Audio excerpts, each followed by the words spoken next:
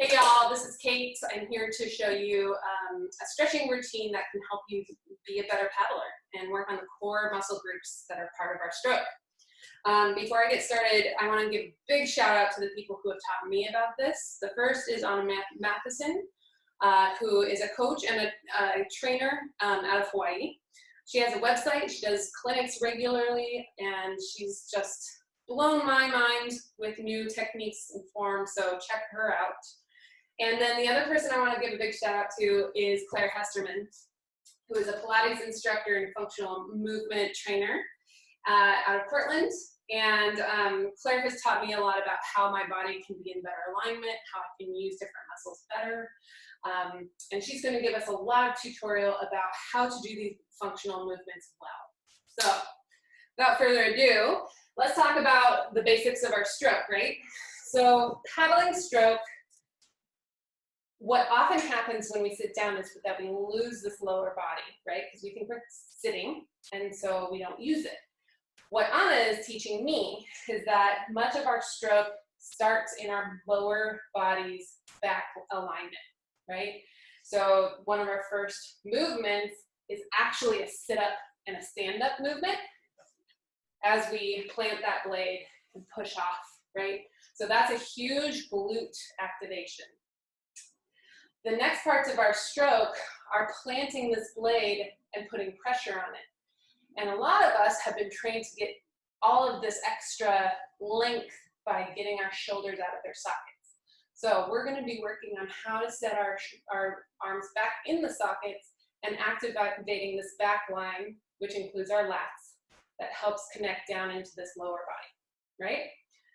So last bit of information we're going to be talking about is how to free up this core body so that we have more mobility as we move through our stroke.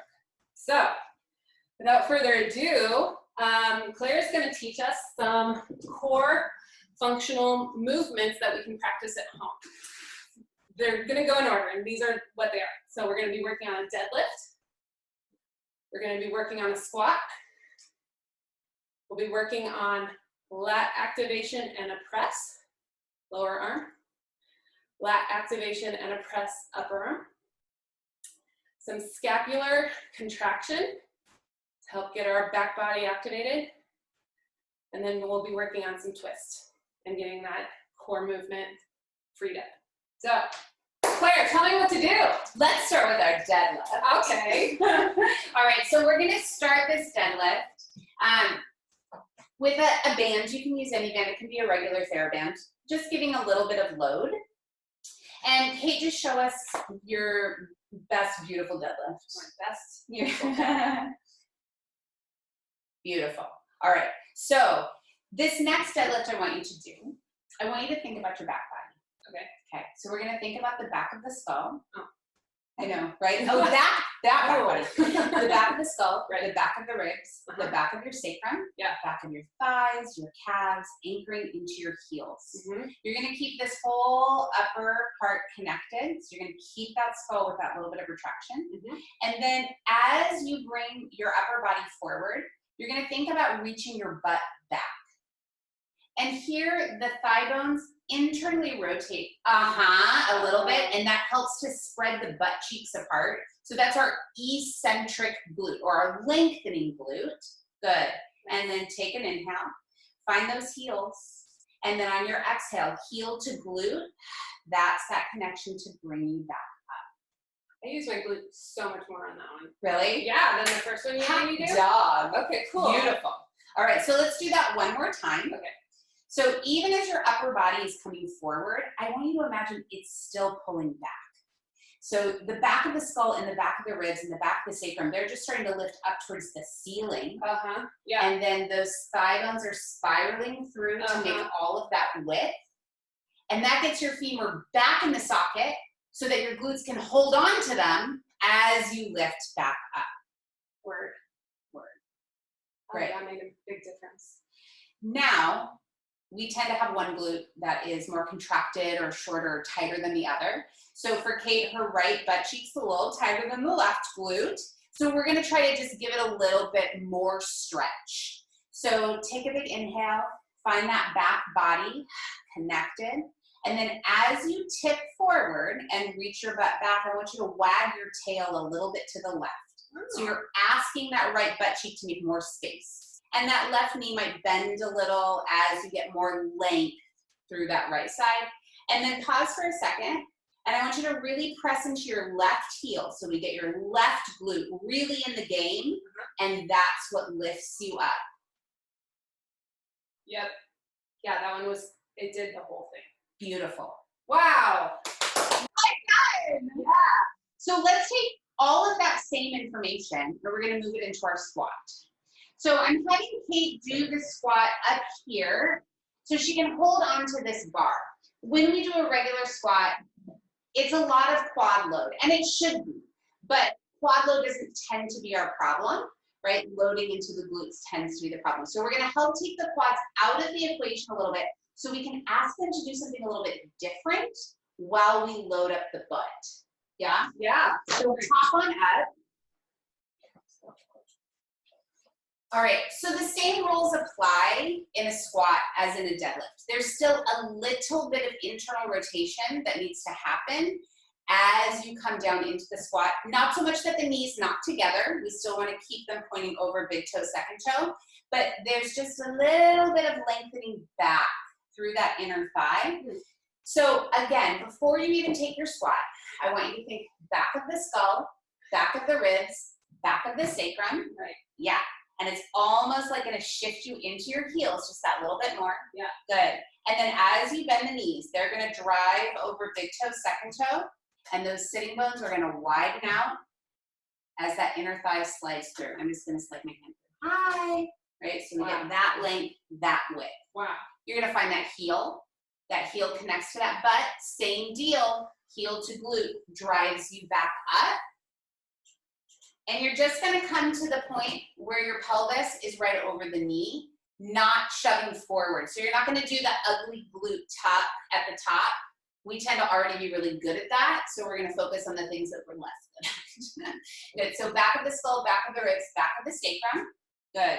Finding that little weight shift back into the heel. Yes. And that way your femur can do a little bit of this slide. So we're trying to teach the quads not to get so grippy around the crotch and that they can glide a little bit. Good. And then find that butt and then press up, heel to glute to bring you back Really up. hard to turn off your quads. They want to do it. Right. And to be fair, quads should work in a squat. We're just asking them to work a little less hard with this assistance. So you can do this at your kitchen sink, wherever you have just something to hold on to so that you can find just that little extra shift back into the heels that we can't really do in real life. And then when you start to bring it to just a body weight squat, you'll be able to do a better squat with equal balance from front to back and without heavily tipping through the front of your body. The more that we keep this upright, the more we're going to find that balance, right? As we tip forward, that's more of a deadlift, which is fine, but it's not squat.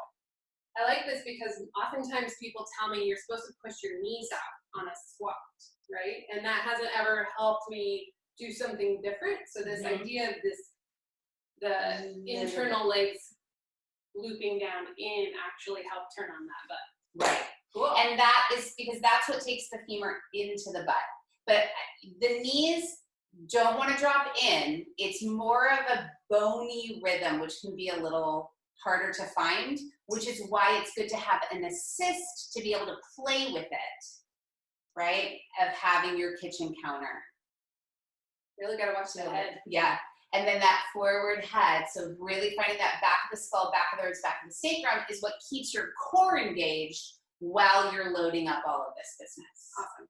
Cool. Cool. What should we do next? Let's do that lat pull and push. Let's do it. So I'll be All this right. way. Great. Okay. Okay. You want to come over and model? So show us what you usually do. All right. So I'm going to angle you just a little bit because I want you to, you can move your feet too. I want them to see this pull out.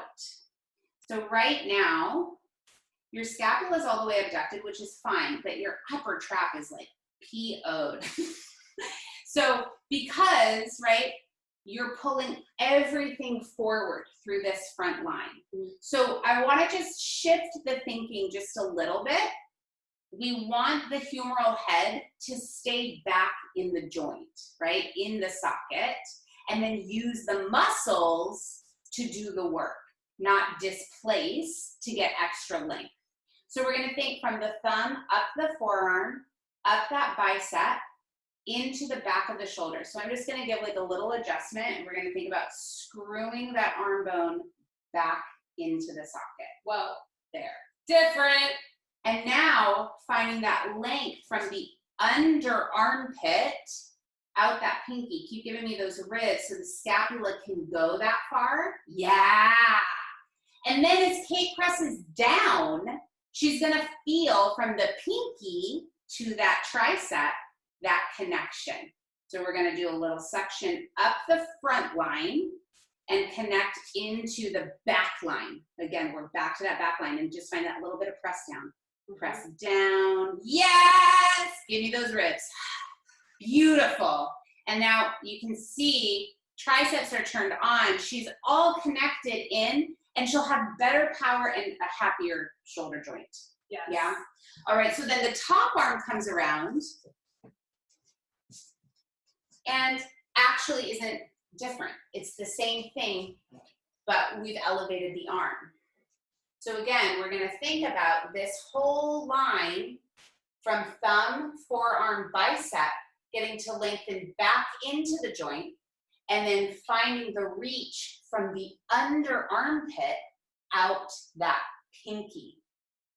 That's where we're going to get the lat. The bulk of the lat is here. It inserts on the arm bone, but this is where the muscle is, right? And then it inserts down at the butt. Good. So thinking about that little drawback, good, and then pushing down from the under armpit out that pinky. So it's interesting. One of the things that Anna showed us was on your lower arm, like some of us tend to get a little teacuppy on our lower arm and our pinky kind of falls off, right? But if we're really trying to do lat pulls with our arms, we don't ever pull. We don't do a lat pull without a pinky, right? So why would we do a lat pull this way without our pinkies? So pinky connection to our lower arm blade was a cool tip from Anna. But now we're realizing that the upper arm's pinky also has a lot to do with lat activation. So maybe a cool tip for you is to notice where you get blisters on your fingers. If you are blistering on the inner fingers, you may be doing a lot of like shoulder pressing, right? If you're getting more on your outer fingers, maybe that's a sign that you're using more lat, right? And real quick on that, when we are talking about this up the front of letting that shoulder come up into the socket and then finding that anchor in the back, there's a little back to rotation. There's a little bit of external rotation that it's like screwing a screw into the wall, right? So if I'm externally rotating it, I'm screwing it into the wall. When I'm internally rotating it, I'm unscrewing it out of the joint, so that you're going to get more dominant in that anterior delta and pec versus finding that back of the shoulder and that connection into all of that. Amazing. I love it. Your hands are Screw it in. Yes. All right, so Cool. then that leads us to our protraction and retraction. So this is a great technique that if you are having a hard time finding this kind of mobility, this is going to help you get some of that mobility through your shoulders. All right, so we're going to go on elbows, forearms. Good. And I'm just going to put a band. You don't have to use it, but it can just help to have something to work against. You can do this exercise on a table, up against the wall, varying relationships to gravity. Here, we're just using a little box in hands and knees position. So as we set Kate up here, we're going to come back to the first thing we talked about, the back of the skull, the back of the ribs, right, the back of the sacrum. Oh, right, that, right. So here's like, this is your core, right? All of this. So we're setting up this spine.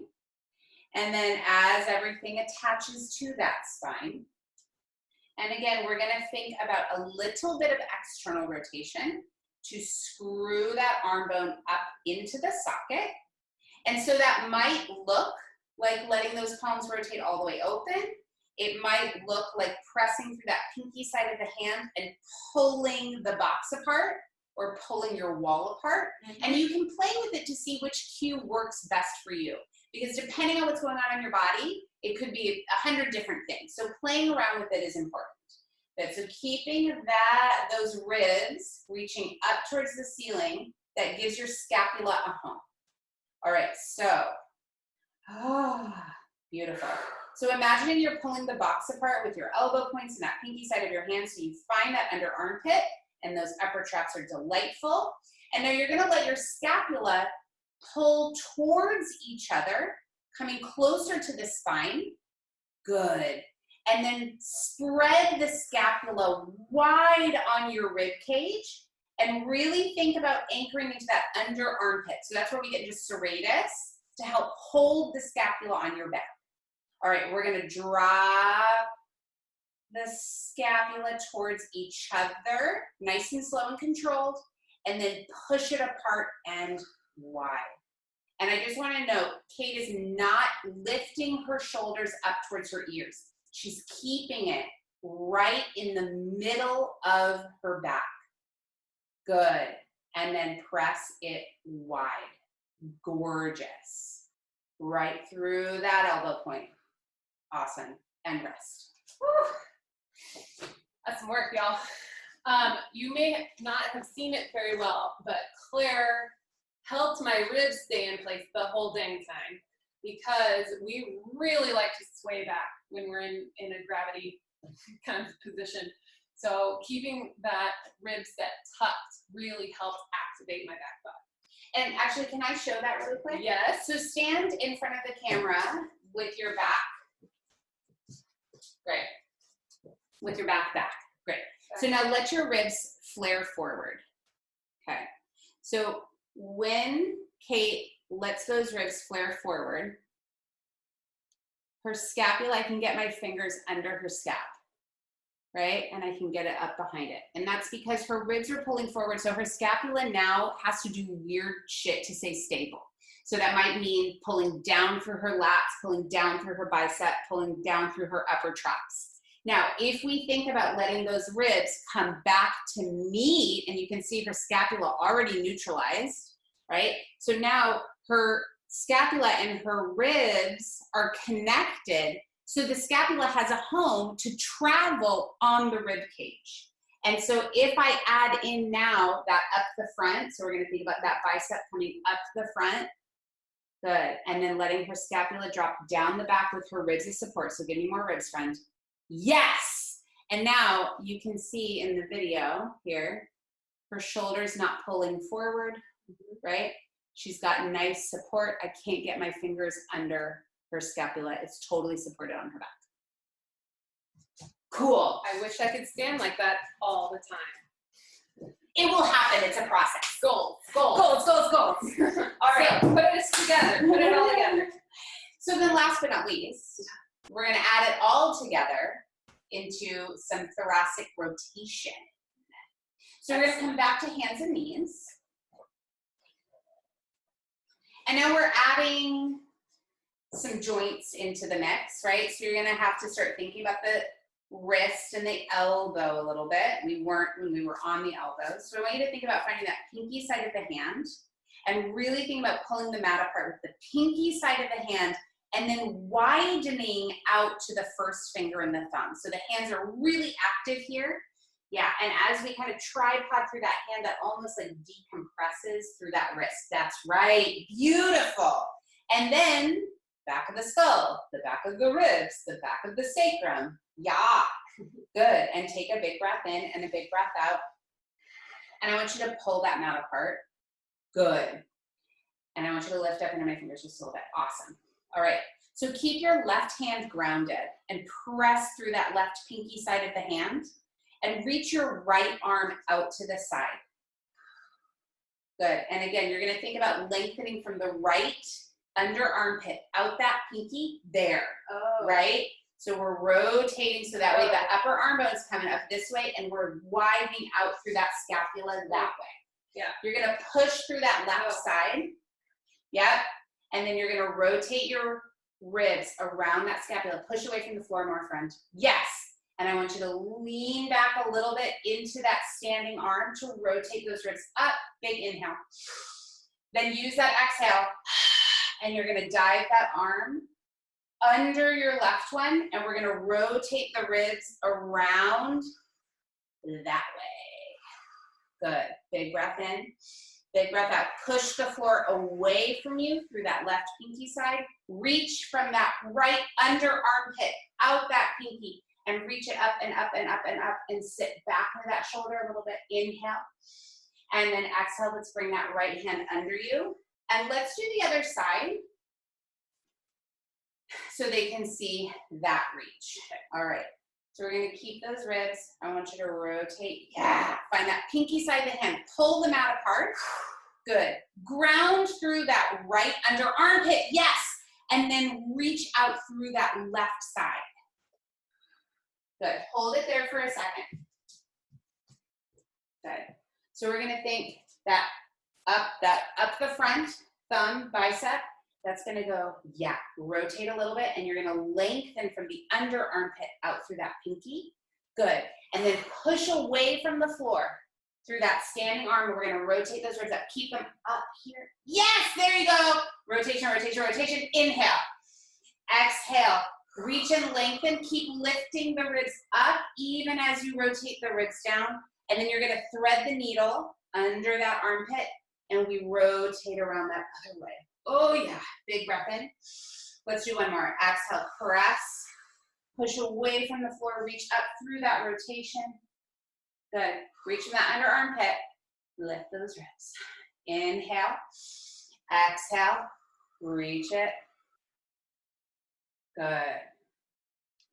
And rotate. Good, big breath in. And then go ahead and bring that hand back under your shoulder. Take a little child's pose. Nice work. Big breath in, big breath out.